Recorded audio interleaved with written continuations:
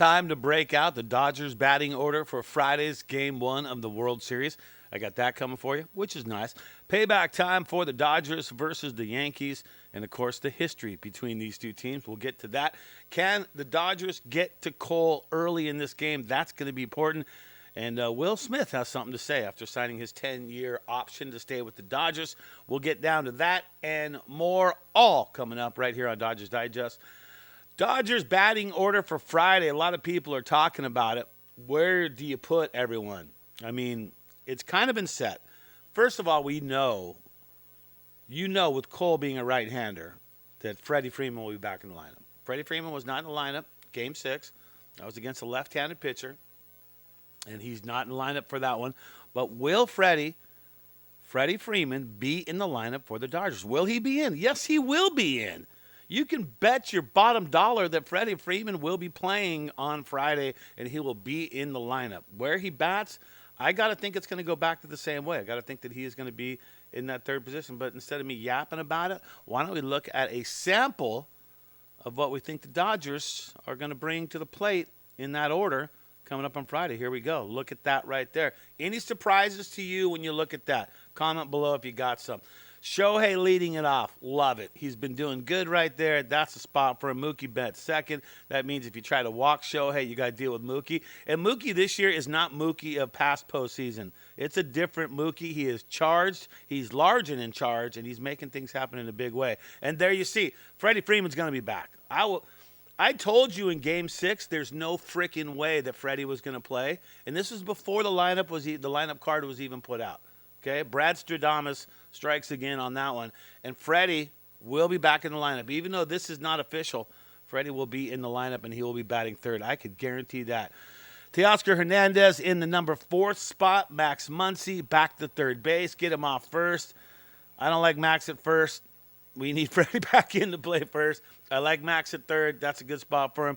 Kike, controversial Kike in center field. Gavin Lux back in the starting order. I feel like he'll be back at second base. Will Smith, obviously, catcher.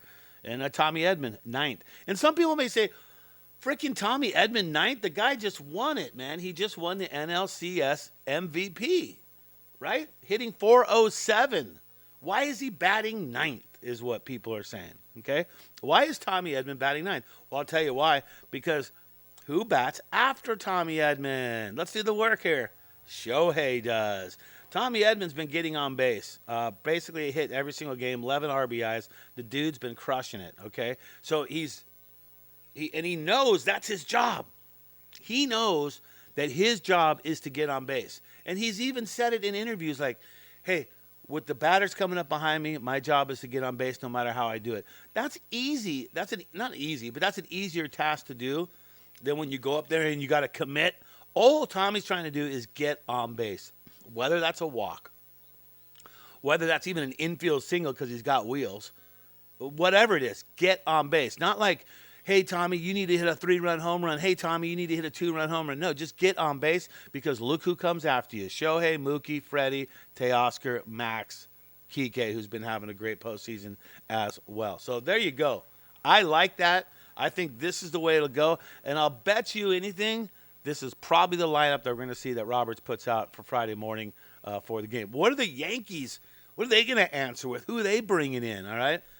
So this is what an actual look to what the Yankees could bring to the table. And you see that familiar name down in number 9, Alex Verdugo. I'm going to say right now that when we're pitching to Alex, don't give him opportunities to hurt the Dodgers, okay? Because it always seems like former Dodgers come in as Dodger killers. And we don't need that. We don't need Alex Verdugo to play out of his skin and have just an amazing game along with Stanton, Rizzo, Judge, Soto, and Torres, right? We don't need that. So let's shut him down. And obviously you're going, Brad, I think we need to worry more about Soto and Judge. Yeah, I get that. But it always seems like in all the years that, I've been a fan since I was 2 years old, it always seems like ex-Dodgers are the ones that put a hurt on us. So make sure we don't make mistakes to Alex Verdugo. I don't want to see that happening. Not that it matters what I say, but there you go. So that's the look at. That's a look at what's going on. All right. Let's talk about the history. The two teams, this will be their 12th meeting that they have faced each other in the Fall Classic. And they've done – the Yankees own it, man. You can't argue any other way about it. Here's what the Yankees did. 4-1 in 1941.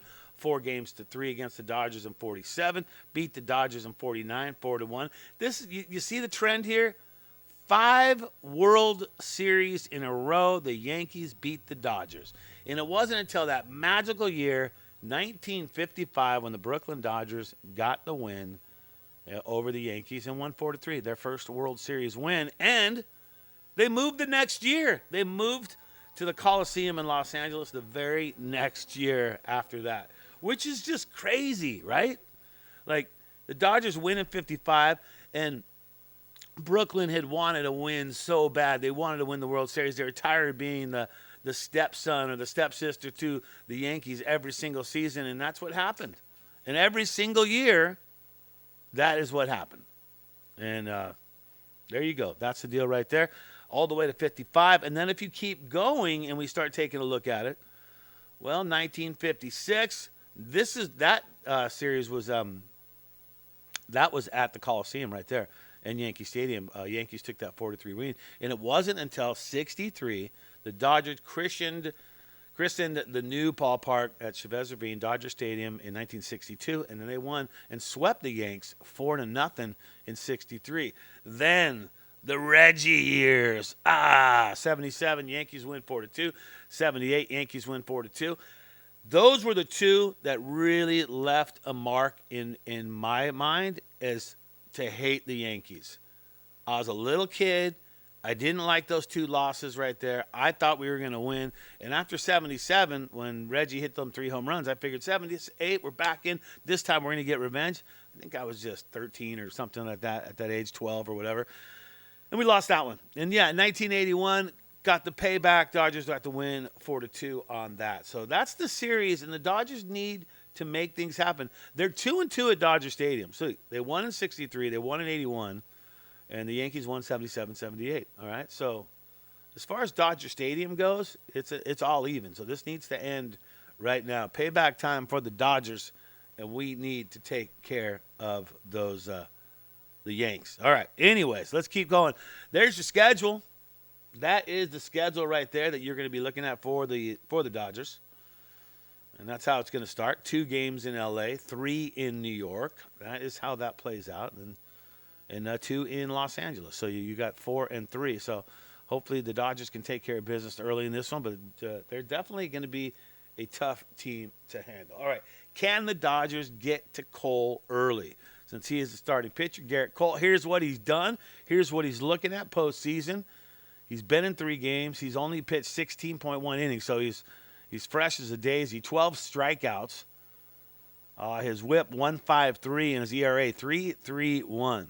Now his career postseason though, he's been in 20 games, so he's been in 23 games total in the postseason. So he's no stranger to being in that mix. But the thing is, we got to get to him early. That is going to be important to take care of business for the Los Angeles Dodgers. Okay. Well, a lot of talk about Will Smith. I mean, he started out, what was he, like 1 for 20? And then he got that big jack, that home run, and he started to do a lot more. So Will Smith starting to contribute, and that's good because, remember, Will Smith signed a 10-year deal to stay with the Dodgers. And what did Will Smith have to say about that? He said this. Now, this is right after Will Smith had signed that 10-year contract.